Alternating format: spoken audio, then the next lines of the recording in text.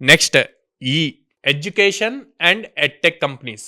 ఎందుకు education and edtech companies అంటే, మనం నేర్చుకున్నది ఎప్పుడు దాన్ని షేర్ చేసుకోగలిగితే మనకున్న నాలెడ్జ్ కూడా డబుల్ అవుతుంది అంటారు.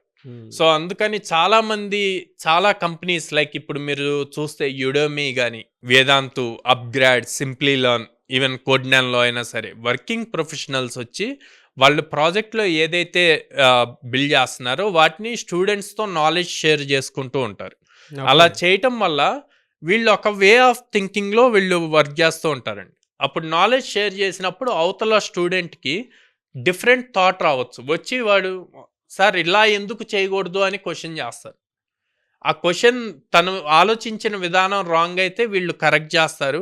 లేదా తను ఆలోచించిన విధానం కంప్లీట్ డిఫరెంట్గా అయితే వీళ్ళు కూడా అట్లాగా థింక్ చేయటం స్టార్ట్ చేస్తారు. సో అందుకే ఎడ్యుకేషన్ సిస్టంలో వర్క్ చేస్తే గనక ఫస్ట్ మీ కెరీర్ రీస్టార్ట్ చేయాలి అనుకున్నప్పుడు మీకున్న నాలెడ్జ్ని షేర్ చేస్తూ ఉంటే గనక అది స్లోగా ప్రాజెక్ట్స్ బిల్డ్ చేస్తూ ప్రాపర్ రియల్ టైమ్ ఇండస్ట్రీలోకి వెళ్ళటానికి కూడా స్కోప్ ఉంటుంది.